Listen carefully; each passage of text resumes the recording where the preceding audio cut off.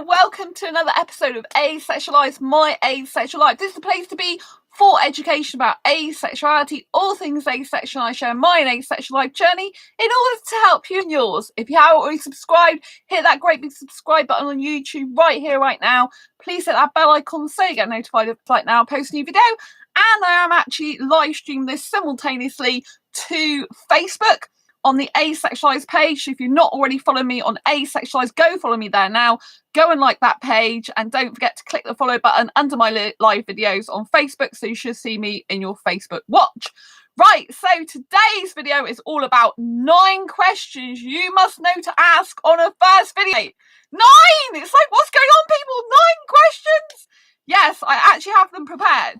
And there is a reason for this video. So I have had I've got a video date coming up tonight, and I ended up having a video date with a different guy kind of the last couple of days. So that was kind of unexpected. Both guys are Indian, both seem really nice people. For relationship, I will reserve judgment on that, but in terms of like friends, they'd probably be good. But yes, I'm only just getting to know them. So I have an official video date. Like the other guy, it wasn't actually officially a date as such, but yeah, he was talking about a relationship with me, and I met him in a dating group, so pretty much was a video date. Right, so just to let you know, what's the difference between like video chatting and video date? A video date is when you talk to someone with a view to possibly having a relationship with them, and so you'll be asking them different questions, or not necessarily all different questions, but a lot of the questions will be geared to, be different to if you were doing it as a normal video chat. So when you're video chatting to your friends, you're just kind of hanging out, talking about movies and music, what's been going on in your lives. It's pretty laid back. You might be eating food together. You might be just chilling together, right? So basically you are literally just hanging out as mates, as friends. But when you're doing a video date, you are thinking about a possible relationship with this person. Therefore, your questions are going to be very geared around relationships, and you're going to be thinking in your head stuff like, would this person be suitable for a relationship for me? Would this person's needs, expectations in a relationship match mine? Would their goals, ambitions and dreams? And I haven't even put all this stuff. There's loads of questions you can ask on a first video date, right? So ones I haven't even put in here that I'm thinking of now, such as, like, what's your goals, ambitions and dreams for the future? That's a very important one to ask. It isn't even on my list, and I have got a list prepared tonight. That's a very important one to ask, because if they see themselves in 5 years like traveling around Australia for a year, and I'm very settled in my own home and want someone near me, then that's not going to work out, is it? So that type of thing you need to be asking. Which wasn't actually my 9 questions, actually, but it's something you should definitely be asking, right? So 9 questions. So first thing you must ask is, you can ask them, obviously, tell me about you, your hobbies and interests, which is nice, fun way to relax the person, make them feel at ease. And obviously you want to get to know them as a person anyway, their personality and stuff like that. It's kind of like an icebreaker, if you like. It's just a nice way, like a comfy way of getting to know someone rather than just diving in straight away, asking them relationship style questions, right? Don't forget, like, you may not ask all these questions based on their other answers. You might have enough answers to all your questions just from the answers of 3 questions, for example. You might know, like, oh no, that really would not be suitable for me, right? But I'm just going to give you some 9 questions. Like, the first one you must ask is, other than tell me about yourself, your interests and hobbies, the first relationship question you should ask is, what do you look for in a relationship? This is a killer question, people, because if you ask, what do you look for in a relationship, and the person turns around and says, I haven't thought about it, it means they are not looking for a relationship. They haven't even thought about a relationship. So if you're thinking about a relationship and you want a serious relationship and that person hasn't even thought about a relationship, they're not going to be suitable for you, right? So you can pretty much think, okay, they're pretty much going to be out unless they rectify the situation by actually deciding, oh, well, I hadn't thought about it, but this is what it looked like, They might rectify the situation. But if you ask someone, what are you looking for in a relationship, and they don't know, it basically means this person hasn't even thought about it. They're not serious about a relationship. And it's really already a red flag, right? Hello, who's on my chat? Oh, hello, Ahmed. Lots of love. Oh, I get lots of kisses. Mwah, mwah, mwah, mwah. Lots of love and kisses to you. Nice to see you here. So, yes, like I said, the first question like kind of an icebreaker, a nice way in, is tell me about you, your hobbies and interests. And the second question is, what do you look for in a relationship? That would be your first relationship question. You might just want to get down to talking about relationship if you want, right? Sometimes I'm just like really straightforward and like kind of like right in there at the beginning. But it's nice to talk about a person and hobbies and interests. It's really important, I think, you know, to like kind of chill a bit. You don't want to be like seeming like it's a military operation. I probably put it, but you know, you are really interviewing someone for a potential relationship for the rest of your life if you're serious. So it's kind of like important that you ask these tough questions at the beginning. So many people waste so much time hankering after someone, like really going after someone, when they haven't even asked them the questions to find out if they'd be compatible. What is the point in spending 6 months asking a question here and there when you can ask it all in one go and find out if that person is at all going to be suitable for a potential relationship with you or not? Oh, Lucian is watching on Facebook. Lots of love to you. Nice to see you. So always ask them up front, what are you looking for in a relationship? It's really important. So tell me about you, hobbies and interests, and what are you looking for in a relationship is number 2. Number 3 is, what does your ideal relationship look like? So you want them to be describing their ideal relationship. Now, again, if they say, I haven't thought about this, it means they're not looking for a serious committed relationship. They haven't put much time, energy, and effort into thinking about it before. So, you know, this again is a red flag. I say it's a red flag, not a red flag if you want to keep them as a friend, but it's a red flag if you want a serious committed relationship. You seriously thought about what a relationship would look like, how it would be, what expectations you have. You kind of like planned a lot of it out in your head. If you come across a person who doesn't know how to answer this question, like what would your ideal relationship look like? I don't know. It means they haven't thought about it seriously. So if they get into a relationship, they're probably going to get into a relationship for the wrong reasons, because they're lonely, because they're bored, because they're past the time, because they like the fantasy of it, not the reality of it. So number 4 is what would your ideal relationship look like? Or what would a relationship ideally look like to you on a daily basis? This again is another clear question. It's very similar to what does your ideal relationship look like, but it takes it a stage further. What would a relationship ideally look like to you on a daily basis? This is a really, really good question, because if a person has not thought practically how a relationship would work out, they are more likely fantasizing over you. And you know, and it's kind of like all the excitement of, oh, I'm really interested in this person, they're infatuated with you, they're fantasizing about you, they haven't really took you seriously, or they haven't really took a relationship seriously.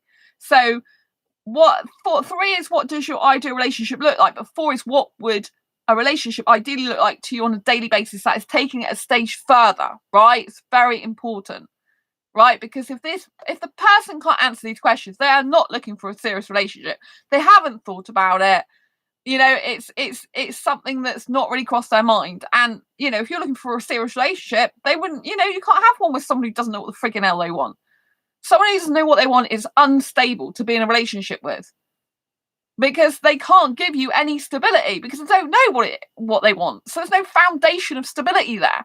You can never be happy and stable and healthy in a healthy relationship with someone who doesn't know what the friggin' heck they want, because it's like riding on a ship. I don't know what I want. I haven't thought about it. Woohoo! You know? Or a swing. It doesn't work, right? So save yourself some heartache and pain. They don't know what they want in a relationship. They haven't thought about it. They don't know what it look like practically. Then it's not going to be any good for you. Just think they are not relationship ready. And you can ask the person to get back to you when they are ready, if and when they're ready. You know, after they've given it some thought and they've decided what they want to do with their lives, if you're still single, right? But you move on. You don't, if they haven't thought about it, obviously, if you want to keep these people as friends, you can do, but just remember, right? But you move on. If they haven't thought about it, obviously, if you want to keep these people as friends, you can do, but just remember, if you start having feelings for them and things start getting messy and boundaries are not clear, then it can be, cause more harm than good. So see what it's like, right? Another question 5, what are relationship deal breakers for you? So in my case, I don't want kids, I don't want sex, I don't want marriage, and I do like to live on my own.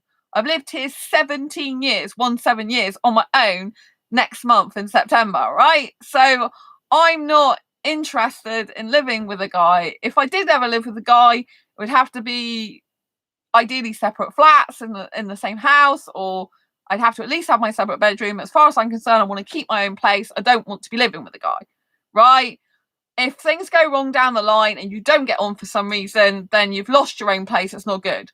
Whereas if you keep your own place, you've technically got like 2 places you can hang out together, right? So it's kind of like much better. It's much healthier, in my opinion, to have 2 places.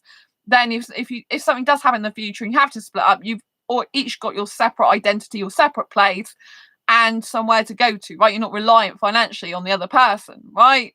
It's very important to have your financial independence and have your own home independence, right? And then I just think it's a bonus if 2 people have got different homes, because it means you can stay around each other's home if you want to stay around each other's home, or if you can't stay with, if you can't sleep in the same bed, you can just go home to your home, right? If you live near each other. So that's an ideal case scenario, live near each other, but not with each other, right? So, right, we're going on now to number 7. Oh, no, sorry, number 6. What character traits do you look for in a person, right? Because you want to know what character traits they want in a person. You want to know how much they look for personality in a relationship. If they've just only thought about looks, then it's going to be a superficial relationship, right? You need to know what character traits they want in a relationship. And also, you need to know if what their idea of a nice, character traits that's favourable to them is what you actually possess yourself, or ones that you would consider that you would like, right? So, for example, if you want kindness, but the other person kind of likes a bit of rough and ready, like some women and men, they're known for liking guys or girls that are a bit like women are like a bitch. I hate that word.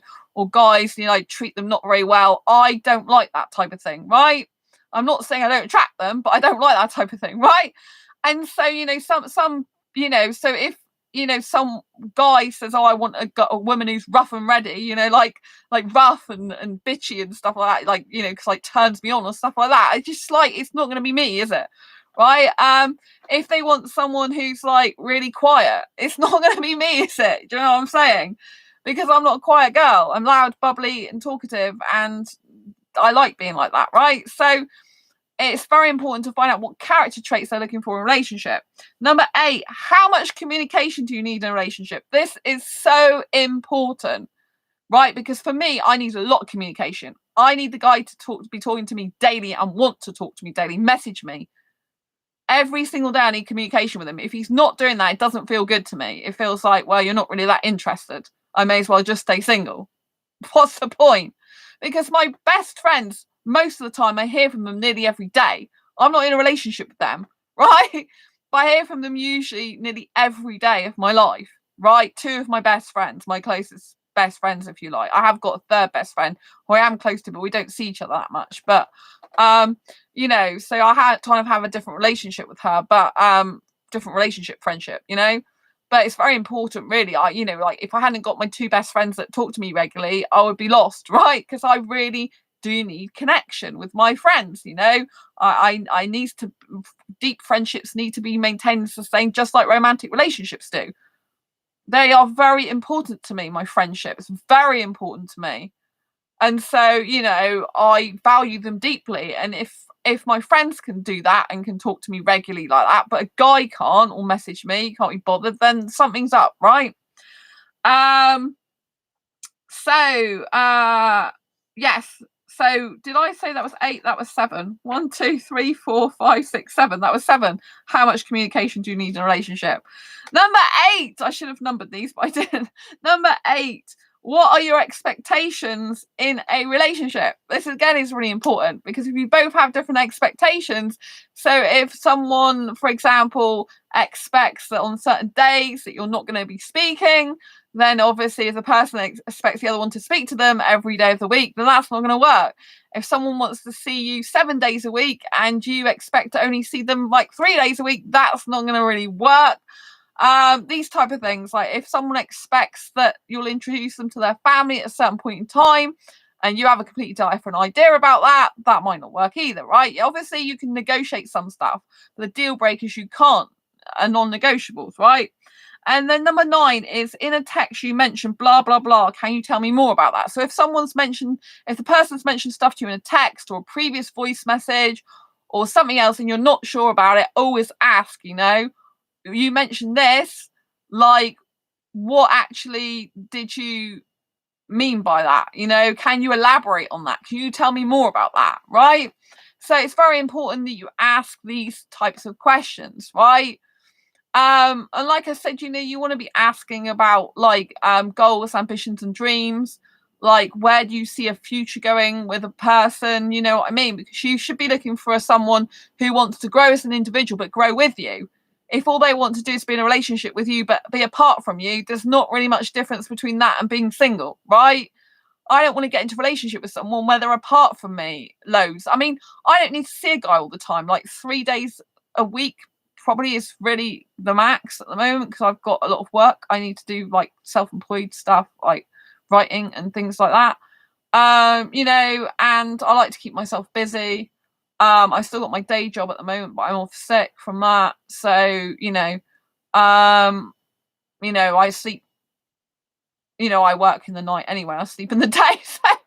So yeah, but yes, it's very important, and how are you gonna, like I say, like, how are you gonna physically fit in seeing each other? Like, if your jobs don't match up, if they're working all week and you're working all weekend, and if the person can't see you in the week and they're too busy and you can't see them at weekends because you're too busy, I mean, how is that going to work out as well? If you're in different countries, like, is one going to move there? Have they got the money to move? How are they going to physically do it? Like, what's their plans? Why would they move? Like, what type of job would they have? Where would they live? Because even if they move to your country, it doesn't mean to say they're going to live in the same city as you or town or wherever you live, right? So you need to be asking all these types of questions, I mean, I meet some Indian guys, for example, they don't have money to come over to the UK. So it's kind of like, unless you have a real change in your life, you're not going to be able to do it, are you? Right? Obviously the right person will just make it happen. If a guy is that interested, he'll make it happen. If he's not that interested, he won't. I've learned that in my life. But always ask these types of questions. It's better to ask all these questions up front and get everything out the way so that you can find out if you're suitable or not, than waste your time and get upset down the line because you've got attached to this person and they're really not suitable for you. I hope you found this video helpful and insightful. If you have, please give it a thumbs up. Don't forget to subscribe on YouTube if you haven't already, and hit that bell icon to get notified of every time I go live like now, post a new video. And if you're on Facebook, don't forget to like Asexualize page. That's Asexualize with a C. And don't forget to follow the page and like the videos, and follow the videos underneath, or press the follow button underneath the videos on Facebook, I should say, so you following me on there live. Right, anyway, I'm going to love you for now. I hope you've enjoyed these questions. I hope you found them insightful. If you've got anything else you'd like to add that I've missed out, you think is vital questions that I should be asking, please pop them down below in the comments. I'd love to read what you think. I'll see you in the next video. I assure you take care, lots of love, embrace your inner ace. Take care, bye bye, lots of love, bye.